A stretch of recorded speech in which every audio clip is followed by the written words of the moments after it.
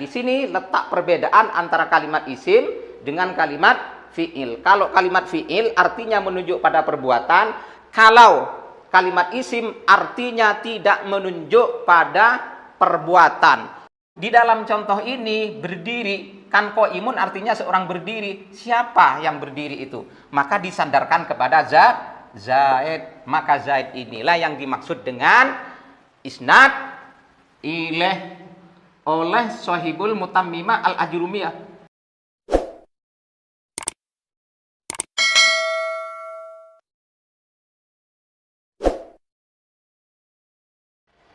Assalamualaikum warahmatullahi wabarakatuh. Bismillahirrahmanirrahim. Alhamdulillahi rabbil alamin. Wassalatu wassalamu ala asyrafil anbiya'i wal mursalin Sayyidina Muhammadin wa ala alihi wa sahbihi ajma'in. Amma ba'du. Pemirsa, saudara-saudara, alhamdulillah pada saat ini Allah telah mempertemukan kembali dalam rangka kajian kitab Mutammimah Al-Ajrumiyah, yaitu sebuah kitab yang menjelaskan tentang kaidah-kaidah nahwu. Untuk pertemuan kali ini kita akan membahas tentang kalimat isim, yang mana di pertemuan yang lalu kita telah menyelesaikan suatu pembahasan mengenai kalimat fi'il. Akan saya bacakan kitabnya terlebih dahulu, apa-apa yang akan kita kaji pada saat ini. Bismillahirrahmanirrahim. Fal ismu yu'rafu bil isnadi ilaihi wa bil khafdi wa bit tanwini wa bidukhulil alifi wal lami wa hurufil khafdi. Fal ismu, maka kalimat isim itu yu'rafu bil isnadi ilaihi, bisa diketahui, bisa dikenal dengan adanya isnad ilaih. Wa bil khafdi, kemudian kalimat tersebut bisa dikenali dengan adanya jer pada kalimat tersebut. Kemudian wabit tanwini, dengan adanya tanwin, wabidukhulil alifi wal lami, kemudian pada kalimat tersebut terdapat lam al, wa hurufil khafdi, dan tanda kalimat isim yang terakhir adalah adanya huruf jer yang masuk kepada kalimat isim tersebut. Namun sebelum saya jelaskan satu persatu tentang tanda-tanda kalimat isim, maka terlebih dahulu mari kita kenali dulu apa itu kalimat isim. Kemudian setelah itu kita akan mengkaji tentang segala hal yang terkait dengan kalimat isim. Bahwa di pertemuan yang lalu kita telah mempelajari tentang kalimat fi'il. Kita review sebentar, kita ulang sebentar agar supaya nyambung dengan pelajaran kali ini. Di pertemuan yang lalu kita telah mempelajari tentang kalimat fi'il, bahwa kalimat fi'il itu adalah sebuah kalimat. Ingat, kalimat itu apa? Kalimat itu adalah merupakan susunan dari beberapa huruf hijaiyah, kemudian setelah disusun membentuk lafal. Setelah terbentuk lafal, maka menghasilkan makna. Setelah menghasilkan makna, maka disebut dengan kalimat. Nah, adapun kalimat fi'il itu adalah sebuah kalimat yang mempunyai arti, yang artinya itu dimiliki oleh dirinya sendiri. Artinya mandiri, tidak perlu digabung dengan kalimat lain, tidak membutuhkan kalimat lain untuk menghasilkan makna. Contohnya seperti akhadha. Akhadha adalah sebuah kalimat, ya, sebuah kalimat yang berarti mengambil.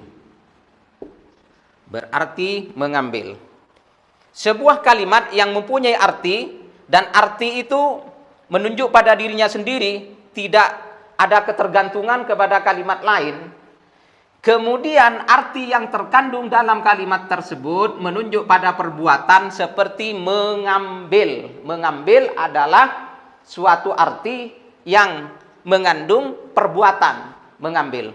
Nah, oleh karena kalimat apabila mempunyai arti perbuatan, maka pastinya dia layak untuk menerima atau layak untuk dibersamakan dengan salah satu zaman yang tiga, madi, hal, ataupun istiqbal. Madi, waktu yang sudah lampau, telah. Hal, waktu sedang terlaksana perbuatannya. Istiqbal adalah waktu yang akan mendatang. Jadi kalimat yang artinya menunjuk pada perbuatan, maka pasti akan bersamaan dengan salah satu zaman yang tiga ini. Seperti contoh ini, akhadha, boleh jadi mengambilnya itu sudah terlaksana. Kemarin, barusan, 5 jam yang lalu, 1 minggu yang lalu, dan seterusnya. Atau mungkin menunjuk pada waktu sedang dikerjakan, sedang mengambil, atau istiqbal, yaitu waktu yang akan mendatang, akan mengambil. Entah itu sebentar lagi, 4 jam lagi, besok, lusa, dan seterusnya. Maka apabila ditemukan kalimat seperti ini, maka kita dapat memastikan, kita dapat menghukumi bahwa kalimat tersebut adalah kalimat fi'il. Sekarang bagaimana dengan kalimat isim? Kita baca definisinya, ta'rifnya. Apa itu kalimat isim? Menurut ulama nahwu, ini. Al-ismu kalimatun dallat ala maknan fi nafsihi wairih muqtaronin bizamanin. Yang dinamakan kalimat isim adalah sebuah kalimat yang mana kalimat tersebut mempunyai arti, namun artinya tidak menunjuk pada perbuatan. Nah, di sini letak perbedaan antara kalimat isim dengan kalimat fi'il. Kalau kalimat fi'il artinya menunjuk pada perbuatan, kalau kalimat isim artinya tidak menunjuk pada perbuatan. Oleh karena tidak menunjuk pada perbuatan kalimat isim itu, maka pastinya ini dampaknya ke sini. Wairih muqtaronin bizamanin. Dia tidak akan pernah bersanding dengan salah satu waktu yang tiga. Madi, hal,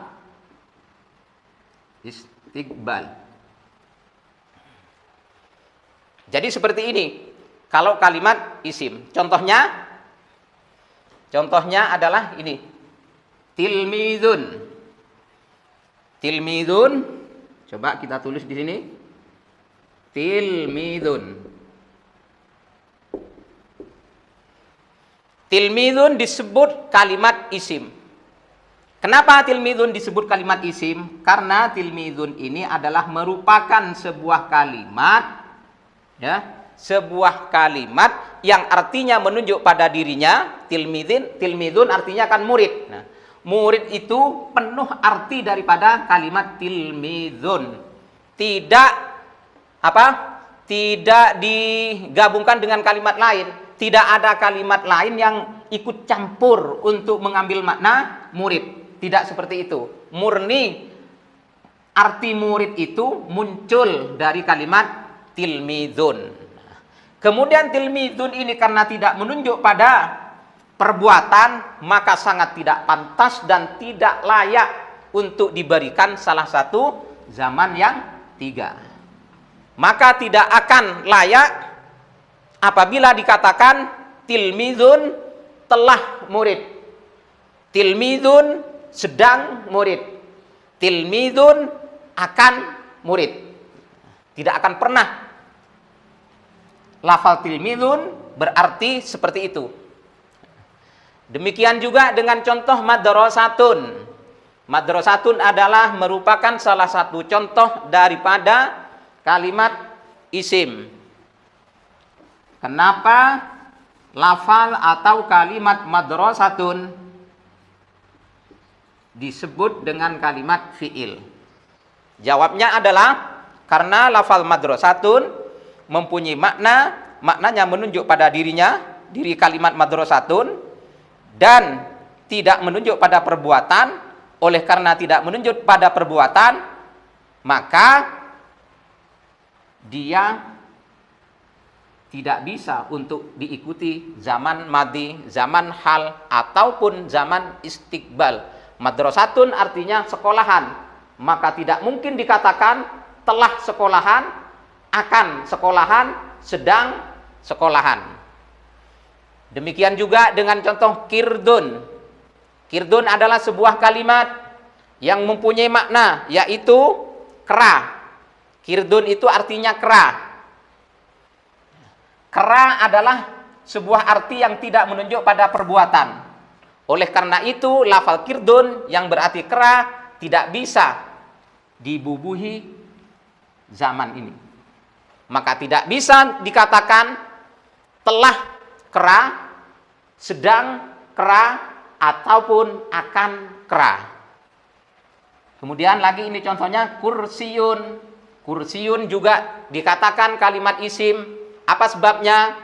Karena kursiyun sebuah kalimat mempunyai arti, yaitu kursi, dan arti kursi itu adalah merupakan hasil daripada lafal kursiyun itu sendiri, bukan dari kalimat yang lain. Dan arti kursi itu bukan suatu perbuatan.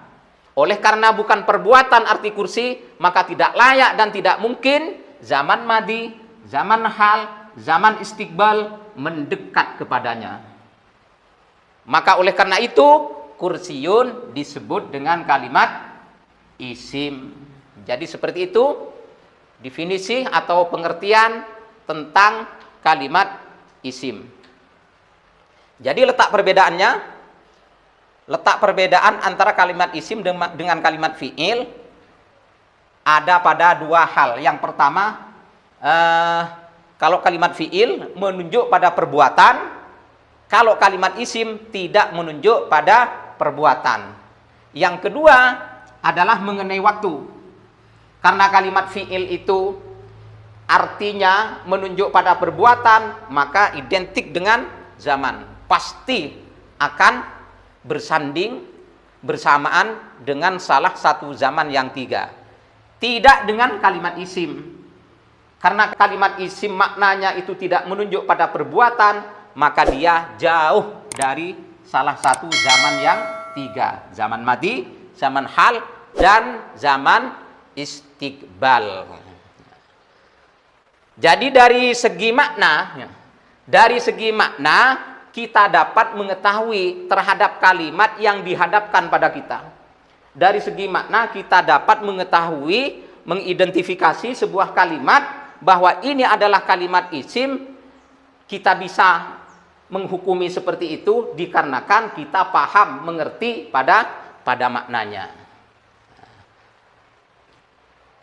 Nah, sekarang bagaimana jika seandainya kita dihadapkan pada teks Arab, redaksi Arab yang pada kalimatnya kita tidak mengetahui maknanya. Di dalam teks Arab tersebut ada kalimat yang kita tidak tahu maknanya. Sedangkan kalimat tersebut sebenarnya adalah kalimat isim, namun kita tidak tahu maknanya, maka kita pasti tidak bisa menentukan, tidak bisa menghukumi bahwa kalimat itu adalah kalimat isim atau kalimat yang lain, karena kita tidak tahu maknanya. Maknanya menunjuk pada perbuatan apa tidak? Maknanya mandiri apa membutuhkan kalimat lain? Kita tidak tahu itu. Maka di sini para ulama nahwu termasuk Shahibul Mutammimah Al-Ajrumiyah memberi kesempatan untuk kita tahu tentang kalimat yang sedang kita hadapi tersebut. Dengan cara dengan cara ini, bahwa di kalimat isim itu di luar makna, di luar kandungan makna juga ada tanda-tandanya, ada ciri-cirinya, yaitu ini. Satu, bil isnadi ilaihi. Dahulunya musannif, al ismu yu'rafu bil isnadi ilaihi. Bahwa kalimat isim itu bisa kita kenali, bisa kita ketahui dengan kalimat tersebut menjadi isnad ilaih. Kalau bicara isnad ilaih ini sebenarnya ini kaitannya dengan musnad dan musnad ilaih. Kemudian muncullah istilah al-isnad ilaih. Akan tetapi karena kalau kita bahas tentang musnad ilaih, tentang musnadnya, tentang isnad ilaih, ini akan menghambat pemahaman bagi kita yang masih tingkat pemula. Oleh karena itu, saya tidak perlu untuk membahas apa itu musnad, apa itu musnad ilaih, lalu bagaimana sehingga menimbulkan isnad. Karena itu akan membingungkan kepada kita selaku pemula. Oleh karena itu para ulama nahwu ini seringkali tidak menyebut ini. Di dalam menjelaskan tentang tanda-tanda kalimat isim terkhusus kepada pemula tidak menyebutkan tanda yang nomor satu ini, yaitu isnad ilaih. Oleh karena itu saya akan langsung saja pada poinnya, akan langsung saja pada poin apa yang dimaksud dengan isnad ilaih oleh pengarang kitab Mutammimah Al-Ajurumiyah. Apa isnad ilaih? Intinya ini. Musnad ilaih itu mubtada, kemudian fa'il, kemudian naibul fa'il. Jadi yang dimaksud oleh beliau isnad ilaih sebagai tanda daripada kalimat isim adalah mubtada, fa'il ataupun naibul fa'il. Kenapa mereka dibuat sebagai tanda-tanda daripada kalimat isim? Dari sini dulu. Di dalam sebuah kitab yang lain menjelaskan, yaitu sarahnya Mutammimah. Mutammimah itu disarahi lagi, dan di sarahnya itu ada sebutan seperti ini untuk menyebutkan isnad ilaihnya. Apa isnad ilaih? Isnadu syai'in ilaihi. Isnadu syai'in ilaihi, menyandarkan sesuatu pada kalimat isim tersebut. Menyandarkan sesuatu. Nah, sesuatunya inilah yang harus kita mengerti, harus kita paham apa sesuatu. Isnadu syai'in, menyandarkan sesuatu pada kalimat isim tersebut. Isnadu syai'in, syai'in itu sesuatu, itu maksudnya kabar. Kabar itu disandarkan kepada seseorang atau sesuatu, yaitu mubtada. Atau yang kedua, perbuatan.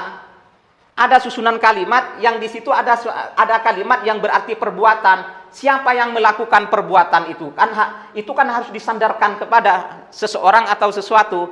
Nah, ternyata seseorang atau sesuatu yang menerima sandaran itu dari perbuatan disebut dengan fa'il. Nah, ini fa'il.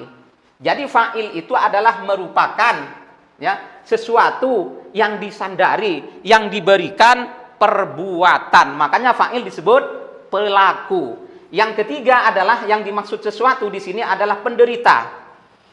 Penderita itu objek, sesuatu atau seseorang yang dikenai perbuatan. Seseorang atau sesuatu yang dikenai perbuatan. Nah, di sini yang dimaksud dengan isnad ilaih yaitu isnadu syai'in ilaihi. Contohnya seperti ini. Seperti ini.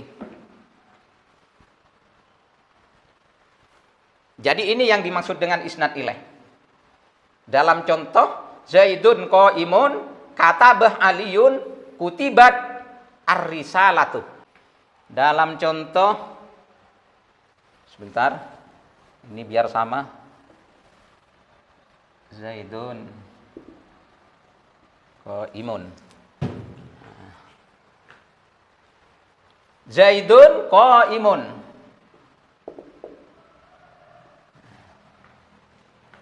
Sesuatu, isnadu syai'in, menyandarkan sesuatu, yang dimaksud kabar atau khobar di sini. Menyandarkan khabar ini pada seseorang atau sesuatu. Di dalam contoh ini berdiri, kan qaimun artinya seorang berdiri. Siapa yang berdiri itu? Maka disandarkan kepada Zaid. Maka Zaid inilah yang dimaksud dengan isnad ilaih oleh Shahibul Mutammimah Al-Ajrumiyah. Pengarang kitab Mutammimah Al-Ajrumiyah yang dimaksud adalah mubtada. Kemudian yang kedua yang masuk pada isnad ilaih adalah fa'il. Ini dalam contoh katabah Aliyun. Ali telah menulis. Katabah Aliyun. Perbuatan menulis disandarkan, diberikan kepada Ali. Maka Ali inilah yang dimaksud dengan isnad ilaih. Kemudian yang ketiga, penderita. Penderita itu disandarkan pada siapa? Sesuatu atau seorang yang dikenai perbuatan. Di sini diberikan kepada kalimat ar-risalatu. Kutibat ar-risalatu. Kalau disambung, kutibatir risalatu. Sebuah surat telah ditulis. Seperti itu. Jadi, untuk lebih mudahnya kepada kita selaku pemula di dalam belajar bahasa Arab, di dalam belajar nahwu dan shorof, maka yang dimaksud dengan isnad ilaih yang disampaikan oleh musannif Mutammimah Al-Ajrumiyah adalah, ini kesimpulannya. Ada 3. Mubtada, fa'il, naibul fa'il. Jadi isnad ilaih itu adalah mubtada, fa'il, naibul fa'il. Jadi sama dengan kita mengatakan bahwa tanda-tanda kalimat isim yang pertama adalah isnad ilaih. Atau bisa dinyatakan seperti ini, bahwa tanda-tanda kalimat isim yang pertama adalah mubtada, fa'il, naibul fa'il. Kemudian ditanya, Ustadz, kenapa mubtada? Kenapa fa'il? Kenapa naibul fa'il kok dijadikan tanda-tanda daripada kalimat isim? Maka jawabnya adalah mubtada, fa'il, naibul fa'il yang disebut dengan isnad ilaih dibuat menjadi tanda-tanda kalimat isim dikarenakan mubtada itu pasti dibentuk dari kalimat isim. Tidak pernah ditemukan di dalam kalam-kalam Arab bahwa mubtada itu dibentuk dari selain kalimat isim.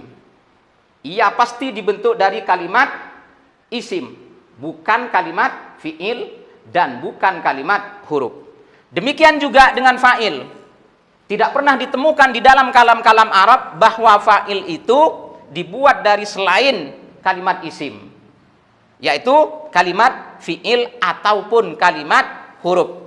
Pun demikian juga dengan naibul fa'il.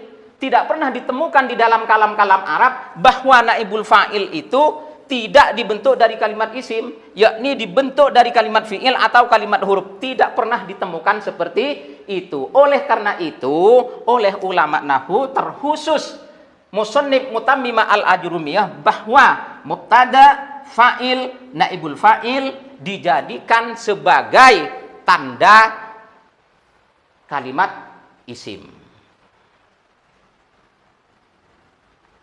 Mengenai hal ini, kita juga bisa melihat dari definisi masing-masing mubtada, fa'il, naibul fa'il. Di situ pasti menyebut dengan apa? Identik dengan isim. Ayo kita buktikan apa yang dinamakan mubtada. Mubtada adalah tiap-tiap kalimat isim ma'rifat yang harus dibaca rofa, yang letaknya berada pada awal jumlah. Pasti menyebut kalimat isim karena memang mubtada itu harus dibuat dari kalimat isim. Demikian juga dengan definisi fa'il. Apa yang dinamakan fa'il? Fa'il adalah tiap-tiap kalimat isim. Nah, ini tiap-tiap kalimat isim yang harus dibaca rofa i'rabnya, yang jatuh setelah fi'il. Ustadz, barangkali naibul fa'il tidak demikian. Ayo kita buktikan, kita lihat apa yang dinamakan naibul fa'il. naibul fa'il adalah tiap-tiap kalimat isim. Nah, sama isim juga. Tiap-tiap kalimat isim yang harus dibaca rofa yang jatuh setelah fi'il muta'addi yang mabni majhul. Jadi seperti itu. Oleh karena demikian, maka para ulama nahwu menyatakan bahwa mubtada, fa'il, naibul fa'il yang disebut dengan isnad ilaih oleh musannif Mutammimah al-Ajrumiyah merupakan bagian daripada tanda-tanda kalimat isim. Ini contohnya. Contohnya Zaidun qaimun. Zaidun qaimun. Zaid adalah seorang yang berdiri. Seorang yang berdiri. Berdiri disandarkan kepada Zaid. Berarti Zaid isnad ilaih. Yang terbentuk dari mubtada. Jadi isnad ilaih itu ada 3. Ada kalanya mubtada, ada kalanya fa'il, ada kalanya naibul fa'il. Ini contoh yang isnad ilaih terbentuk dari mubtada. Yang kedua contohnya, contoh isnad ilaih yang terbentuk dari fa'il. Kataba Aliun. Ali telah menulis. Yang ditulis adalah ar-risalatah. Surat. Di sini sesuatu yang disandarkan adalah menulis. Menulis itu disandarkan pada siapa? Perbuatan menulis itu diberikan kepada siapa? Kepada Ali. Maka Ali ini disebut dengan isnad ilaih karena dia berkedudukan sebagai fa'il. Sebagai fa'il ini atau yang ini. Kemudian contoh yang ketiga, isnad ilaih yang terbentuk dari naibul fa'il. Kutibat ar-risalatu. Atau kalau disambung, kutibatir risalatu. Kenapa kalau disambung ini? Bacanya disambung kok diharakati kasroh? Dikarenakan bertemu 2 sukun. Antara sukunnya tak taknis dengan sukunnya lam al. Sukun ketemu dengan sukun tidak bisa dibaca. Jalan keluarnya adalah dengan memberi harakat kasroh kepada huruf tak, sehingga dalam bacaannya menjadi kutibatir risalatu. Nah, yang menjadi naibul fa'il di sini adalah ar-risalatu. Karena ini jadi naibul fa'il, maka digolongkan kepada isnad ilaih. Kalau sudah menjadi isnad ilaih, maka dia termasuk bagian daripada tanda kalimat isim. Jadi seperti itu, ya, tanda kalimat isim yang nomor 1. Kemudian tanda kalimat isim secara fisik yang nomor 2 adalah sebab jer atau khofat. Di dalam sebuah kalimat, kalimat itu harkatnya jer. Nah, jernya ini macam-macam nih. Maksudnya macam-macam. Bisa dikarenakan dimasuki huruf jer. Bisa dikarenakan menjadi mudhof ilaih. Bisa dikarenakan menjadi na'at. Contohnya di sini. Contohnya, ini sudah dijelaskan contoh ini. Contohnya, kalimat isim yang ada tanda-tandanya yaitu jer. Di sini adalah marortu bi Bakrin wa Aliyin. Marortu bi Bakrin wa Aliyin. Yang dimaksud di sini kalimatnya adalah Bakrin. Bakrin ini walaupun kita tidak tahu maknanya, kita tidak kenal artinya, akan tetapi dapat kita ketahui bahwa ini adalah merupakan kalimat isim dari tanda-tanda yang melekat pada fisiknya, pada kalimatnya Bakrin, yaitu jer. Roknya dibaca jer karena dimasuki amil jer, yaitu bi. Kemudian lafal aliyin. Lafal aliyin ini juga bisa kita hukumi sebagai kalimat isim. Dari mana kita kok berani menghukumi aliyin sebagai kalimat isim? Ada tanda-tandanya. dan jelas tanda-tandanya, bisa diucapkan dan juga bisa ditulis. Nah, ini juga bisa dilihat. Wa aliyin, ini jar. Apa sebab jarnya? Tabi, menjadi isim tabi, yaitu maktuf. Maktuf alihnya adalah bakrin. Karena maktuf alihnya atau isim yang diikuti matsbu sedang dibaca jar, maka tabinya, ya, maktufnya juga harus jar. Kemudian ini contoh yang lengkap. Contoh yang lengkap tentang kalimat yang dibaca jar dengan sebab-sebab yang lengkap. Bismillahirrahmanirrahim. Bismillahirrahmanirrahim. Lafal ismi kita hukumi jar. Lafal Allahi kita hukumi kalimat isim karena jar. Ar-Rahmani kita hukumi sebagai kalimat isim karena jar. Kemudian Ar-Rahimi juga kita hukumi kalimat isim. Itu 2, 3, 4. Terdapat 4 kalimat isim. Mereka bukan kalimat fi'il, juga mereka bukan kalimat huruf. Dari mana kita tahu mereka berempat ini berstatus sebagai kalimat isim? Yang pertama ismi, karena jar. Apa penyebab jarnya? Dimasuki amil jar, yaitu huruf jar, harfu jarrin, berupa ba. Kemudian lafaz Allahi kita katakan kalimat isim. Dari mana tahu? Jar. Kenapa jar menjadi mudhof ilaih daripada ismi? Ismihnya mudhof, Allahi mudhof ilaih. Mudhof ilaih. Jadi kalimat isim yang kedudukan i'rabnya dalam keadaan jar tidak selalu dimasuki huruf jar.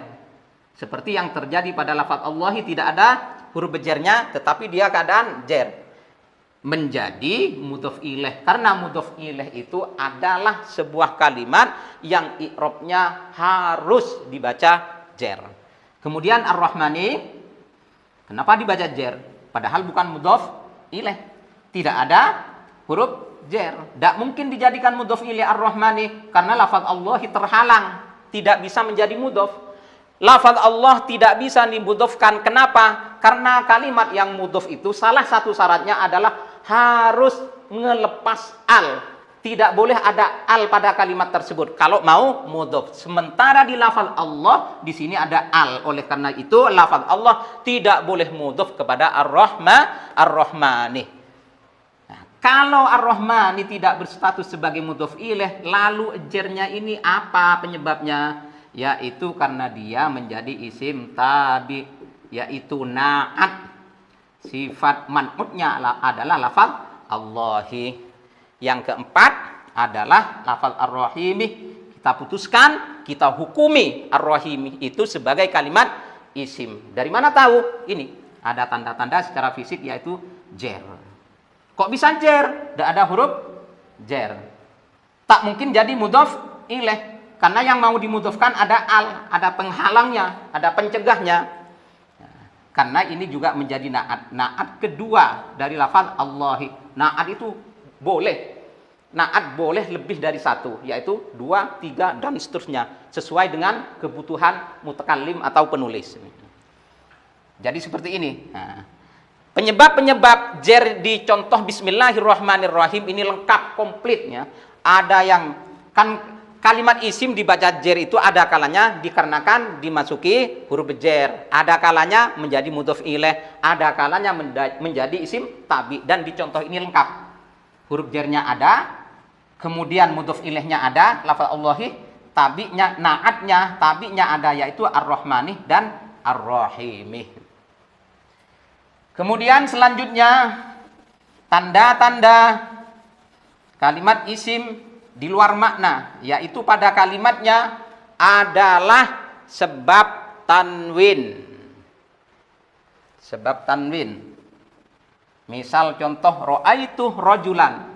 saya melihat seorang laki-laki. Ra'aitu rajulan.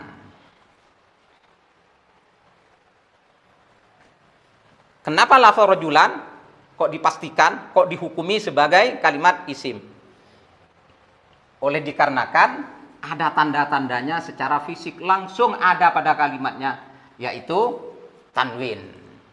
Contohnya lagi ini, kursiyun, kirdun, madrasatun, tilmidun, ini semua adalah merupakan contoh daripada kalimat isim. Kita dapat memastikan, kita dapat menghukumi mereka sebagai kalimat isim. Dari apa dasar kita? Kok kita berani-beraninya menghukumi mereka sebagai kalimat isim? Yaitu dari tanwin yang terdapat pada kalimat-kalimat tersebut. Saya kira ini mudah ya. Jadi tidak membutuhkan banyak penjelasan.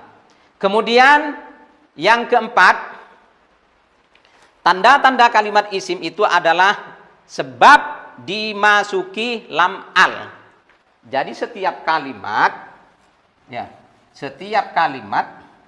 yang bisa dimasuki al itu dapat dipastikan bahwa mereka adalah kalimat isim. Seperti rajulun dimasuki al menjadi ar-rajulu. Mar'atun dimasuki al menjadi al-mar'atu. Al-madrasatu.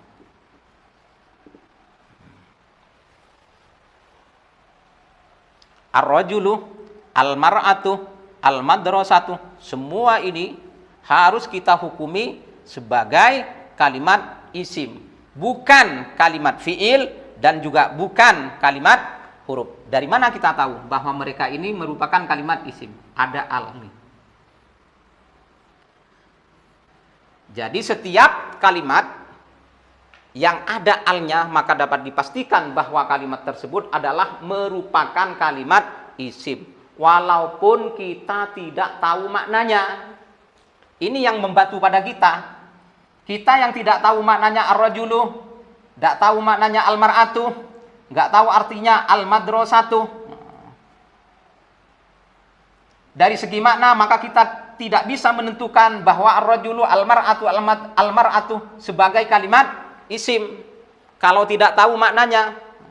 Karena kalau tidak tahu maknanya maka kita tidak bisa pantas apa enggak, cocok apa enggak, harus apa enggak mereka dibersamakan atau diberikan, dibubuhi salah satu zaman yang tiga. Akan tetapi walaupun kita tidak tahu itu, tidak tahu makna ar-rajulu, al-mar'atu, al-madrasatu, namun di sini ada tanda-tanda yang jelas kelihatan, yaitu al yang masuk kepada mereka. Kemudian sudah cukup ini tentang tanda-tanda kalimat isim. Teman-teman, adik-adik semuanya, ini sengaja saya tambahkan ya. Saya ambilkan dari sebuah kitab yang termasuk juga syarah dari matan Al-Ajrumiyah, yaitu Al-Hiwar, bahwasannya kalimat isim itu ada sumbernya di keterangan tambahan ini keterangan tambahannya ini. Keterangan tambahan maksudnya tambahan daripada Mutammimah Al-Ajrumiyah. Ini di bawah ini yang saya garisi di atasnya, tidak ditemukan penjelasannya, tulisannya di kitab yang sedang kita kaji, yaitu Mutammimah Al-Ajrumiyah. Ini ditemukan di sebuah kitab syarah matan Al-Ajrumiyah yang lain. Bahwasannya kalimat isim yang kita pelajari bersama dari tadi itu ada sumbernya. Dan ini juga merupakan bahan tambahan untuk kita. Bahan tambahan, modal tambahan, bekal tambahan untuk bisa mengidentifikasi sebuah kalimat. Apakah kalimat itu kalimat isim atau kalimat yang lain. Bisa dilihat dari ini juga. Yaitu bahwa kalimat isim itu pasti dibentuk dari di antara ini. Satu, nama-nama manusia. Dua, nama-nama hewan. 3, nama-nama tumbuh-tumbuhan, nabat. Yang keempat, kalimat yang dibentuk dari sesuatu benda mati. Jamat, benda mati. Kemudian kalimat isim itu bisa dibentuk atau dibuat dari nama-nama negara atau kota. Kemudian kalimat isim itu dibentuk dari sebuah kalimat yang artinya menunjuk pada waktu, menerangkan tentang waktu. Kemudian sifat. Jadi ada berapa ini? 1, 2, 3, 4, 5, 6, 7. Dan masih banyak yang lain sebenarnya. Cuman saya kira ini saja sudah cukup ya untuk dijadikan bahan untuk kita bisa mendeteksi bahwa sebuah kalimat itu adalah merupakan kalimat isim. Jadi ini bisa dikata merupakan sumber pembuatan kalimat isim. Pabriknya membuat kalimat isim. Kita berikan contoh dari kalimat isim yang diambil dari nama manusia. Aliyun, Fahimun, Zainabu, Fatimah. Keempat kalimat ini merupakan nama manusia. Jadi apabila kita dihadapkan pada suatu kalimat dan kalimat itu artinya merupakan arti daripada nama manusia, maka dapat dipastikan atau kita bisa menghukumi kalimat tersebut adalah merupakan kalimat isim. Kemudian nama hewan. Semua kalimat yang menunjuk pada nama hewan yang dibuat untuk menamai hewan, maka kalimat tersebut dapat dipastikan kalimat isim. Contohnya arnabun, himarun, farosun, ibilun. Arnab, kelinci. Himar, keledai artinya. Farosun, kuda betina. Kemudian ibilun, unta. Kalimat-kalimat ini menunjuk pada nama-nama hewan. Semua nama hewan digolongkan kepada kalimat isim. Kalimat isim itu sumbernya dari sana maksudnya. Kemudian nama-nama tumbuh-tumbuhan. Yadullul ismul alal nabat. Kalimat isim yang menunjuk pada nama-nama tumbuh-tumbuhan. Contohnya zahratun berarti bunga. Tufahatun, tufahah, apel, burtukal, artinya jeruk. Ini adalah merupakan nama daripada tumbuh-tumbuhan. Semua nama, semua kalimat, yang mana kalimat itu merupakan nama daripada tumbuh-tumbuhan, maka itu pasti kalimat isim. Kemudian benda padat, benda mati. Kursiyun, artinya kursi. Kitabun artinya kitab atau buku. Saburatun artinya papan tulis. Kolamun, pena. Nama-nama benda mati ini merupakan sumber daripada kalimat isim. Kemudian termasuk dikatakan kalimat isim segala nama yang dibuat untuk nama-nama negara atau nama-nama kota. Makkah, kota Mekah atau negara Mekah. Al-Madinatu, kota Madinah. Al-Qahiratu, kota Kairo, dan lain sebagainya, dan yang sebangsanya. Nah, pokoknya nama-nama kota itu digolongkan kepada kalimat isim atau merupakan sumber, merupakan pabrik daripada kalimat isim. Kemudian sumbernya kalimat isim lagi berasal dari kalimat yang kalimat itu menunjukkan pada waktu, seperti as-sabahu, al-masa'u, al-yaumah, lailan, naharon, wadan, amsi, dan lain sebagainya. Pokoknya setiap kalimat yang artinya menunjuk pada keterangan waktu, maka itu adalah merupakan sumber daripada kalimat isim. Kemudian selanjutnya adalah sifat yang menunjuk pada sifat. Sifat seperti zakiyun, yang cerdas. Yang cerdas, sifat manusia, sebuah sifat yang melekat pada diri manusia yang berupa zakiyun, cerdas. Atau wabiyun. Wabiyun ini kebalikan daripada zakiyun. Bodoh, dungu, wabiyun.